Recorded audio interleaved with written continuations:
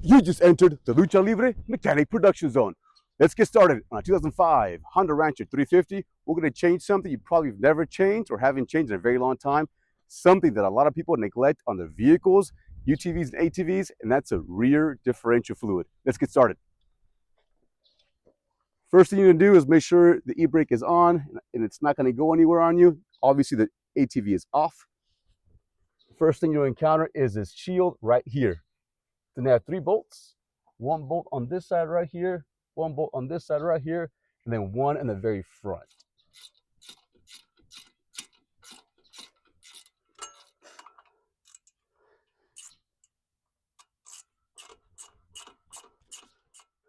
Let's go to the front. All right, you're looking towards the back. It's right here. It's just a shield to keep it protected. These right here are 12 millimeter sockets that I'm using.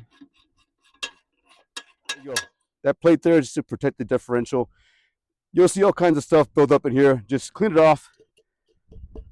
What we like to do is this one's fairly clean, but once you have it off, if you have black spray paint like Rust-Oleum, just clean it off, give it a touch up to help it get protected from any rust, and you'll be good to go. We change our differential fluid quite often, so ours stay pretty clean, but normally you have a bunch of mud in here just caked on there, and you'll have to pry a lot of build up around here to include mud and rocks, but this is pretty clean. That's off. Before you get started, you can use a 17 millimeter socket or 17 millimeter wrench. Before you do anything, make sure you're able to get off the fill port. Here we go with a fill plug. It's right here on top. This is where you're gonna undo 17 millimeter to pour oil into it after you drain it. The reason why I say make sure you can get it off is because if you drain it and you're unable to get this off, you won't be able to ride. There is a oil ring right there. Just make sure you inspect that and it's good to go. What I'm gonna do right now is just cover it up. And I'm gonna go over to my 10 millimeter. You got 2 of the bolts that are important. You can have this one right here. This is your level bolt. You're gonna fill up until fluid comes out of it. And then the drain bolt, it's gonna be right over here. That's your drain bolt. Okay. All right, team. I'm getting this oil drain catch underneath, getting ready to drain it. Here's a drain bolt. Just gonna crack that open. All right. Okay, that is loose. Get ready for the pour out. I'm gonna open up this fill port plug up here to allow ventilation. Here comes the bolt. There it is. So let it drain. You can see it's not necessarily milky, but it's not as nice as I would like it to be. If you haven't changed this ever and it looks pretty bad with hardly any fluid in it or it's milky, this is what you do. Check it out. First, you put the drain bolt back in. You make sure the check bolt is tight or snug, and then you just pour some differential fluid right in there. Pour maybe 3 or so ounces. Make sure the quad is chalked up in the front of the tire and the back of the tire of the front wheels, and then just jack up the quad along the skid plate. Once the back end is lifted up, you can just spin these back tires. Spin them and get all the fluid kind of worked in there. Spin it for about a minute or so, and then once you're done, just drop the quad off the jack, and you can jack up right here as well. And once it's down, go ahead and release the drain bolt again. That'll just get all the extra gunk that's built up over the years out.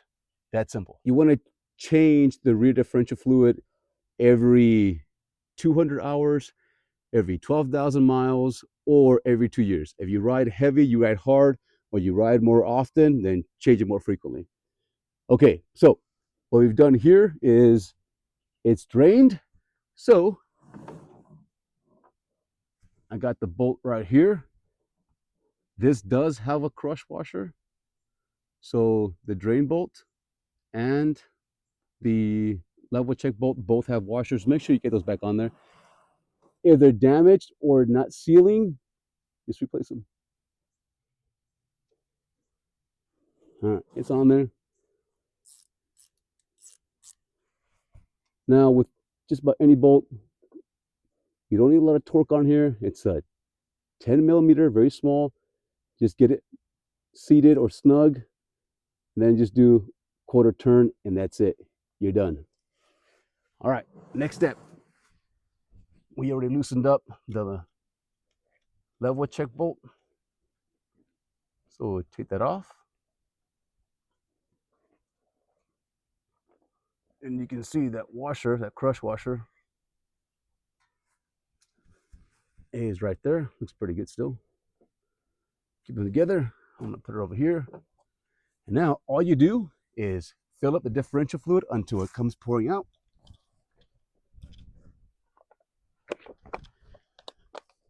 Now, you know we're huge fans of Amsoil. No, we are not sponsored by them, but just third-party testing proves that they are among the best. Here is the ATV, UTV. This is transmission and differential fluid. You can't find this stuff at your normal parts store. You have to have a membership, and it's actually super cheap for the annual membership, and you get special pricing. All right, all you do is this. You're just gonna squeeze it in there until the fluid comes out.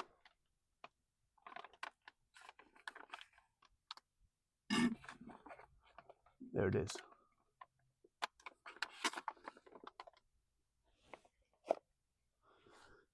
Just let it drain out a little bit. Get the excess out. Once it begins to slow down, just cap it up. Just get it seated. Get that bolt seated on there.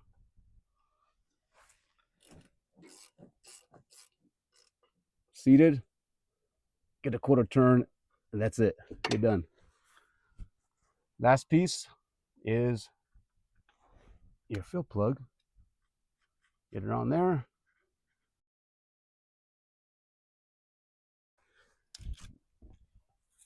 Teammates,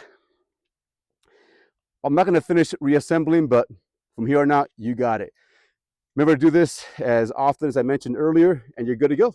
That's all we got. Remember to suplex that like button, body slam that subscribe, and stay tuned for more tips. And there you go, another mechanic tip, unmasked.